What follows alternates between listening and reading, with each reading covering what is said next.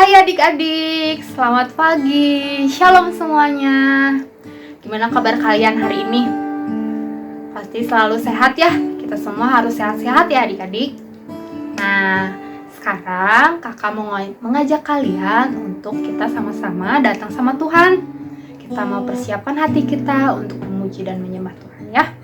Tapi sebelumnya kita mau berdoa dulu. Yuk, kita kasih sikap yang terbaik untuk Tuhan. Lipat tangannya, tutup matanya. Tuhan Yesus yang baik, terima kasih Tuhan untuk penyertaan-Mu sampai saat ini. Kau masih memberikan kami kesehatan, perlindungan, sukacita, damai sejahtera. Terima kasih Tuhan Yesus untuk segalanya ya Tuhan. Dan saat ini kami mau sama-sama memuji dan menyembah Engkau. Kiranya Engkau hadir di tempat kami masing-masing ya Tuhan. Dan juga kami berdoa ya Tuhan, untuk ibadah kami, Kau memberkati ibadah kami dari awal pertengahan hingga pada akhirnya. Terima kasih Tuhan Yesus, hanya di dalam nama-Mu kami mengucap syukur. Haleluya, amin. Kakak mengajak kalian untuk kita sama-sama bangkit berdiri yuk. Kita nggak boleh lelah untuk memuji Tuhan ya adik-adik. Yuk sama-sama kita bangkit berdiri. Kita angkat satu buah pujian ya.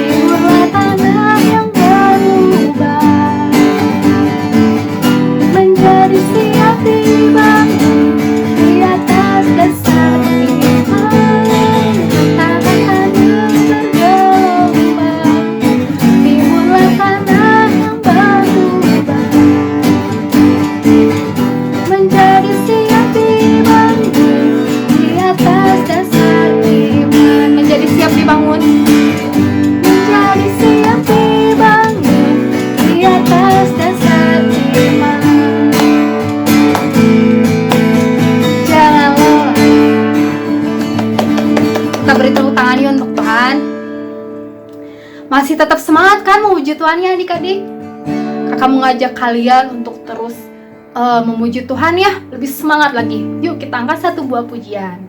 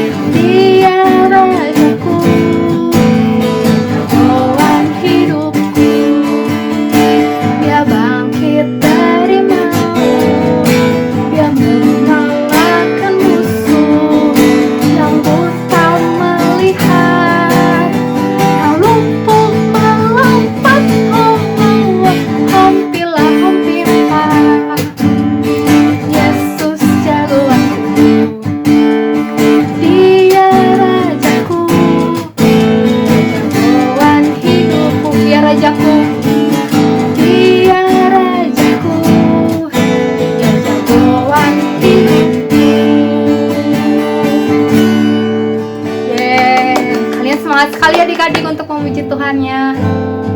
Kakak persilakan kalian untuk duduk kembali. Sebentar lagi kita mau mendengarkan firman Tuhan ya adik-adik. Kakak mau ngajak kalian untuk berikan hati kita, berikan sikap kita yang terbaik untuk Tuhan.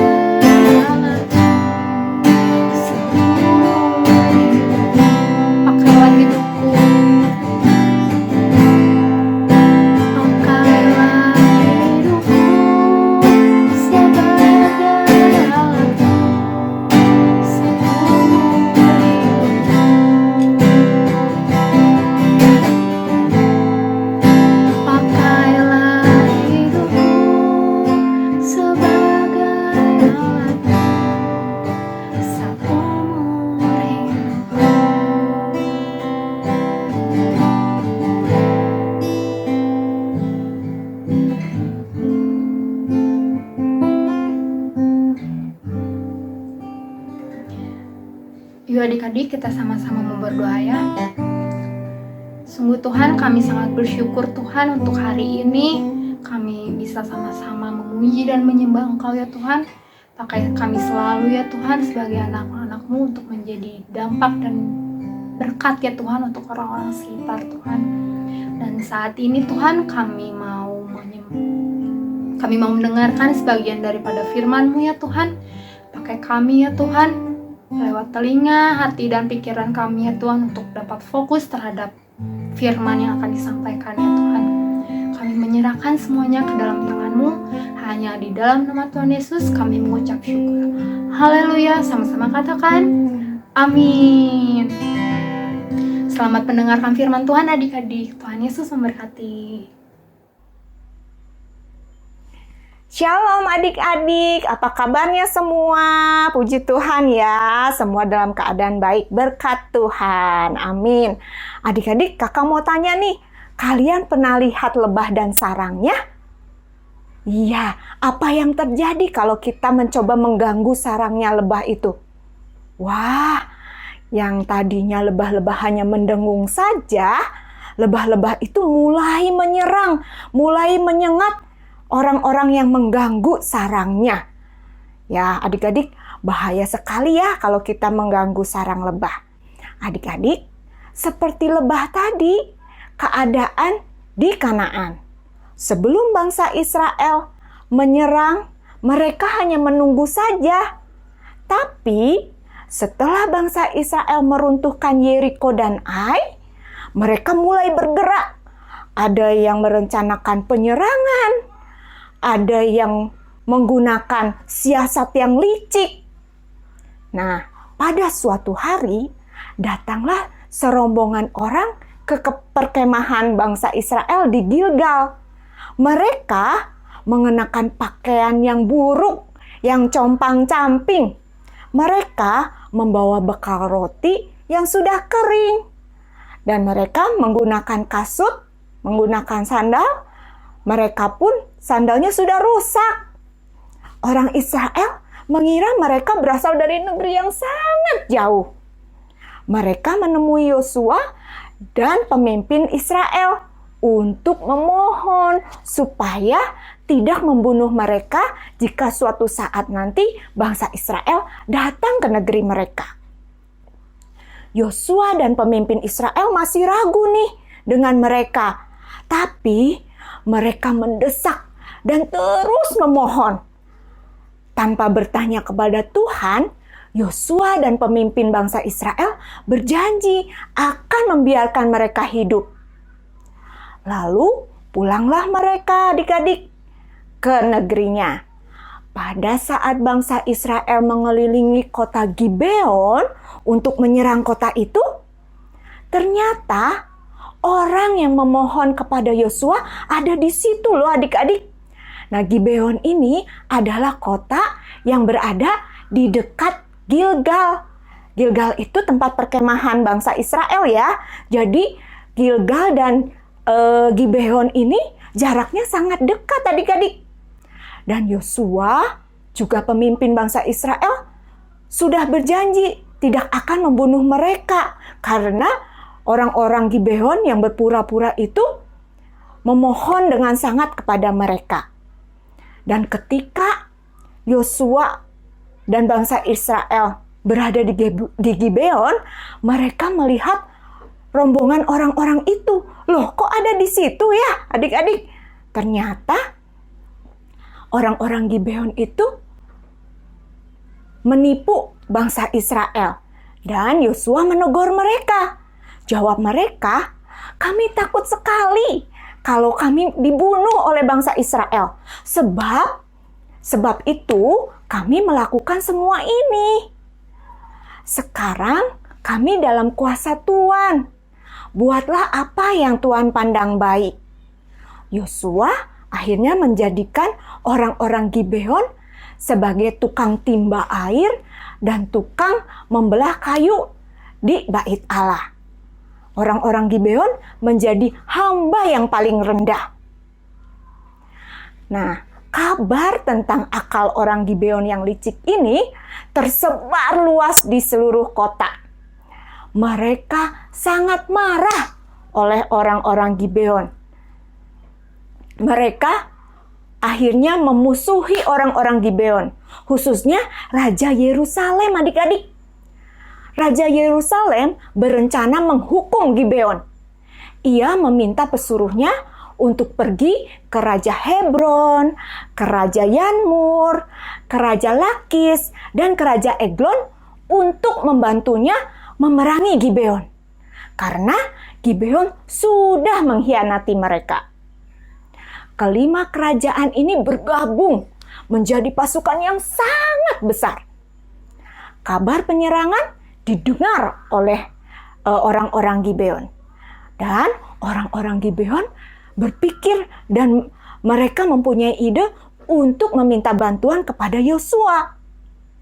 Meskipun Gibeon sudah menipu Israel, Yosua tetap setia kepada janjinya loh adik-adik. Musuh Gibeon berarti musuh bangsa Israel juga. Nah, sebelum Yosua pergi membantu orang-orang Gibeon, dia berdoa dulu kepada Tuhan. Dan Tuhan menjawab kepada Yosua bahwa Tuhan memberikan kemenangan kepada Yosua dan bangsa Israel. Setelah mendengar firman Tuhan, Yosua dan orang Israel tidak takut lagi menghadapi pasukan besar orang Amori. Sepanjang malam, Yosua dan pasukannya berjalan menuju Gibeon. Mereka bersiap untuk menyerang pasukan Amori secara mendadak loh adik-adik, tanpa disangka oleh bangsa Amori. Karena serangan yang mendadak dari bangsa Israel, pasukan Amori terdesak dan melarikan diri. Saat melarikan diri pun, para pasukan Amori ini mendapat celaka lain loh adik-adik, yaitu Tuhan memberikan hujan batu kepada mereka. Wah, banyak pasukan orang Amori yang mati karena hujan batu itu. Sungguh Allahnya bangsa Israel berperang untuk bangsa Israel. Sementara itu adik-adik, matahari mulai condong ke barat. Artinya hari hampir malam. Dan bulan pun mulai nampak nih di atas lembah Ayalon. Sebentar lagi malam tiba. Tapi masih banyak pasukan orang Amori yang belum ditumpas oleh Yosua dan bangsa Israel. Yosua fokus kepada tugasnya. Dia harus menyelesaikan tugasnya sebelum hari malam. Apa yang dilakukan Yosua? Yosua bingung nih adik-adik. Apa yang harus dia lakukan ya? Sedangkan musuh masih sangat banyak. Tugasku belum selesai. Akhirnya dia berdoa kepada Tuhan. Setelah itu dia berseru loh adik-adik. Dengan imannya, dengan kepercayaannya kepada Tuhan, dia berkata, "Hai matahari, berhentilah di atas Gibeon, dan kau bulan, jangan berpindah dari lembah Ayalon." Benar loh adik-adik, matahari dan bulan tetap pada posisinya. Yosua dapat menyelesaikan tugasnya, memenangkan peperangan. Yes! Yosua berhasil menjadi pemenang atas Kanaan, bagian selatan. Lalu adik-adik, bagian utara masih banyak kota-kota yang belum diperangi oleh Yosua dan bangsa Israel. Kota-kota bagian utara mereka bergabung menjadi pasukan yang sangat besar. Nah, adik-adik, sebelum Yosua menghadapi mereka, datanglah firman Tuhan kepada Yosua bahwa Yosua dan bangsa Israel jangan takut menghadapi mereka. Kemenangan Tuhan berikan kepada bangsa Israel. Dan benar loh adik-adik, janji Tuhan digenapi. Tuhan memberikan kemenangan kepada bangsa Israel atas kota-kota di seluruh Kanaan. Adik-adik, tempat-tempat penting di utara dan selatan sudah dikuasai oleh bangsa Israel. Namun, masih banyak kota-kota yang kecil yang belum dikuasai oleh Yosua. Dan Yosua umurnya semakin lanjut adik-adik. Tuhan berfirman kepada Yosua untuk membagi-bagikan tanah yang sudah dikuasai kepada 9 suku bangsa Israel dan setengah suku Manasye. 2 kali Yosua memanggil bangsa Israel untuk membagi tanah, yaitu di Gilgal dan di Silo. Yosua dibantu oleh Imam Eleazar dalam pembagian tanah sesuai dengan firman Tuhan.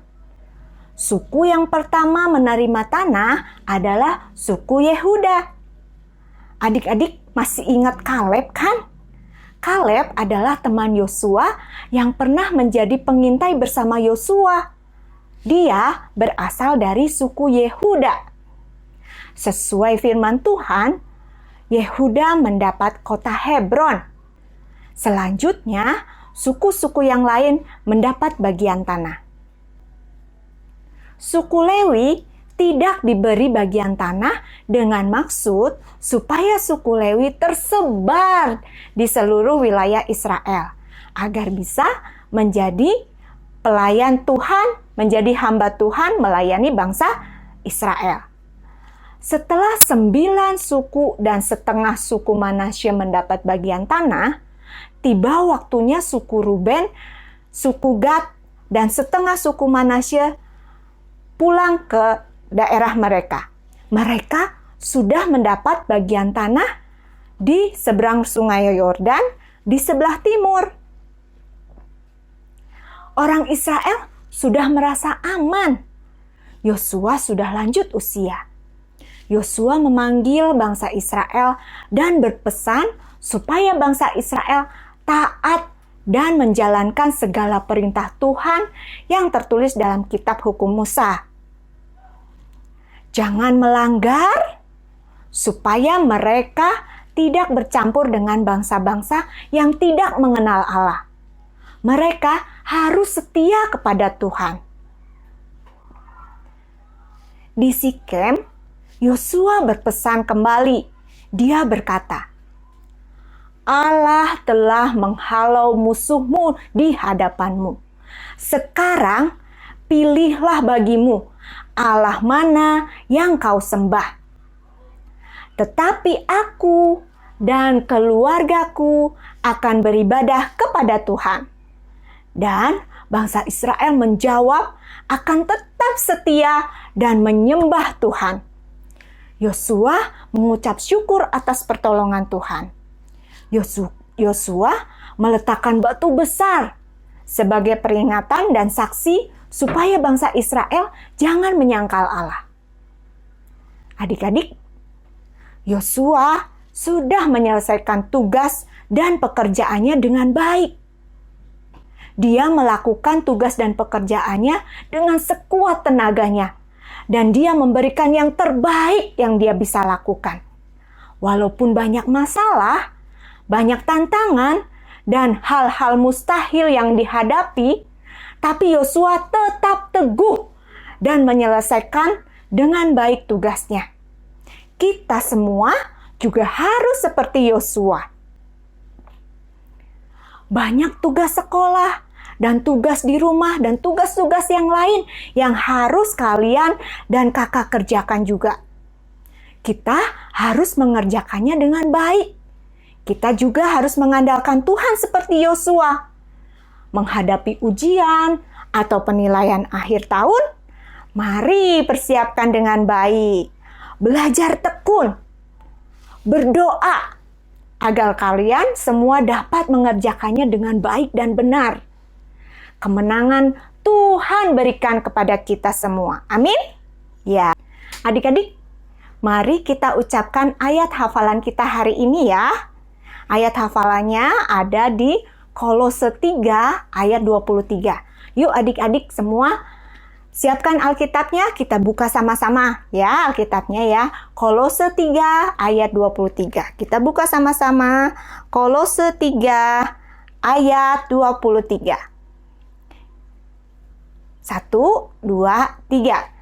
Apapun juga yang kamu perbuat, perbuatlah dengan segenap hatimu seperti untuk Tuhan dan bukan untuk manusia. Adik-adik sekali lagi ya. Kolose 3 ayat 23. Apapun juga yang kamu perbuat, perbuatlah dengan segenap hatimu seperti untuk Tuhan dan bukan untuk manusia. Amin adik-adik. Mari kita berdoa ya. Allah Bapa yang sungguh baik, kami bersyukur Tuhan buat firman Tuhan pada pagi hari ini. Kami belajar dari Yosua bahwa kami harus melakukan dan menyelesaikan tugas pekerjaan kami dengan baik, dengan penuh tanggung jawab, dan kami mengandalkan Tuhan dalam setiap apa yang kami kerjakan. Terima kasih Tuhan buat teladan yang baik. Terima kasih Tuhan buat firman-Mu pagi hari ini. Kami boleh diubahkan dan kami boleh menjadi anak-anak Tuhan yang menyenangkan hati Tuhan seperti Yosua. Tuhan, kami mengucap syukur untuk anak-anak kami, untuk adik-adik yang sudah menjalankan ujian Tuhan, yang kelas 6 Tuhan. Kami mengucap syukur mereka anak-anak Tuhan yang baik, anak-anak Tuhan yang cerdas, dan kami percaya mereka menang bersama Tuhan. Nilai mereka bagus di dalam nama Tuhan Yesus. Dan kami percaya juga Tuhan untuk adik-adik yang menghadapi penilaian akhir tahun.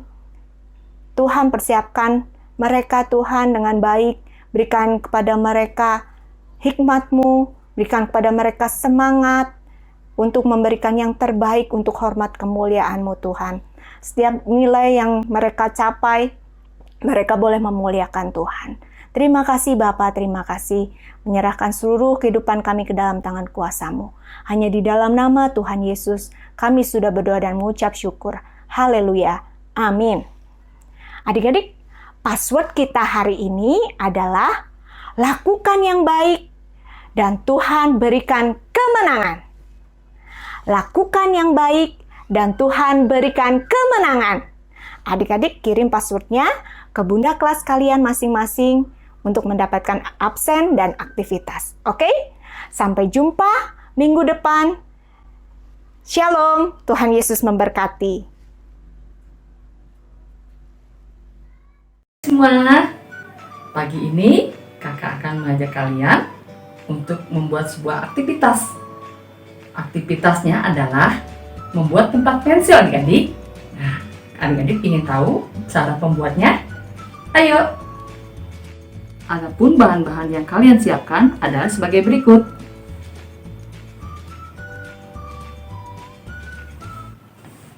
Langkah pertama, adik-adik siapkan bekas pasta gigi. Apa aja? Bebas. Dengan cara kalian sobek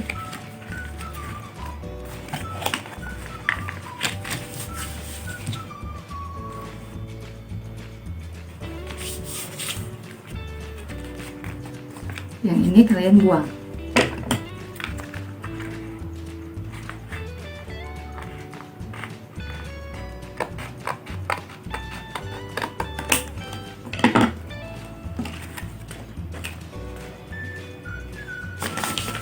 Kemudian siapkan kertas kado.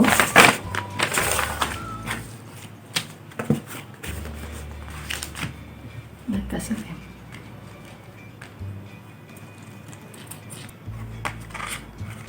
Yang dilem hanya ini aja adik-adik. Yang dilem.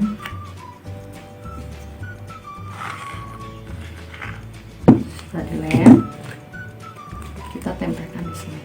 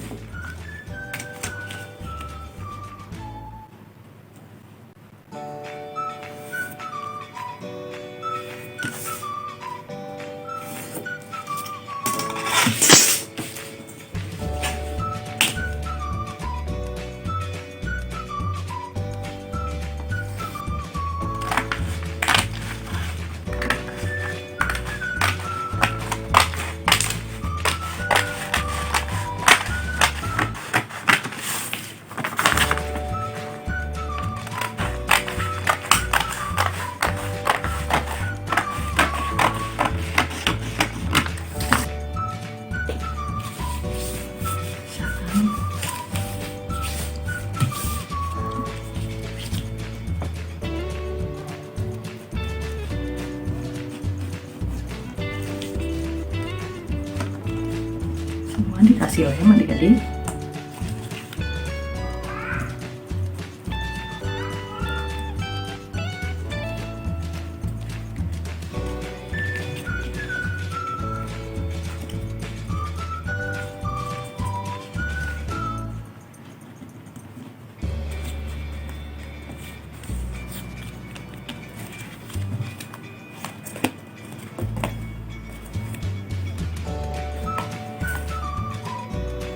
Selanjutnya kalian siapkan kertas karton. Yaitu ini.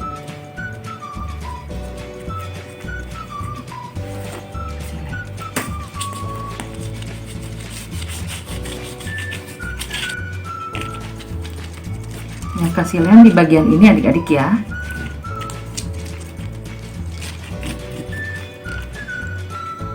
Yang ini gak usah dilem dulu adik-adik.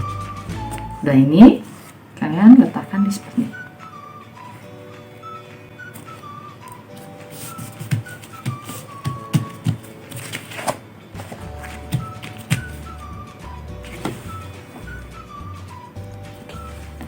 Jadi jadinya seperti ini. Nah itu kita tekuk.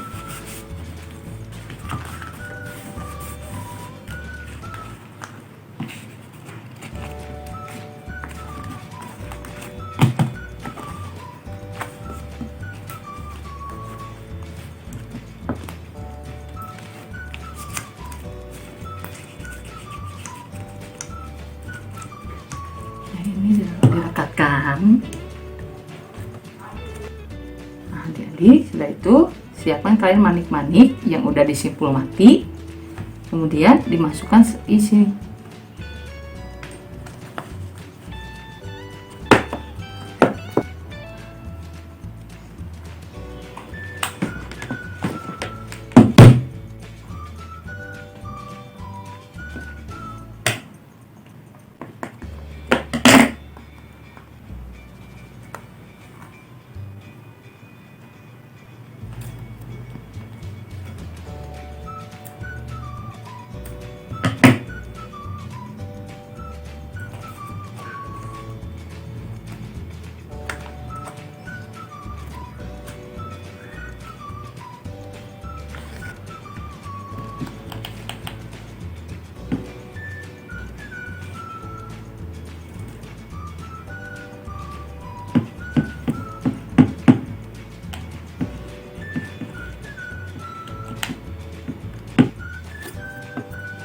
Ini jadinya diratakan.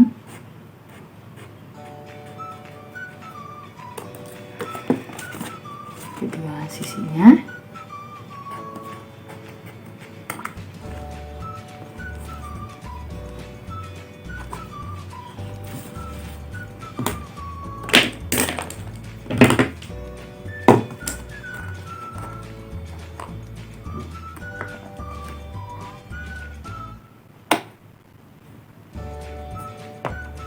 Selamat mencoba. Adik-adik, mari kita bangkit berdiri dan tadahkan tangan kita untuk menerima doa berkat. Tuhan memberkati engkau dan melindungi engkau. Tuhan menyinari engkau dengan wajahnya dan memberi engkau kasih karunia. Tuhan menghadapkan wajahnya kepadamu dan memberi engkau damai sejahtera. Turunlah berkat dari Allah Bapa, Putra, dan Roh Kudus menyertai kita semua mulai hari ini sampai Maranatha. Amin.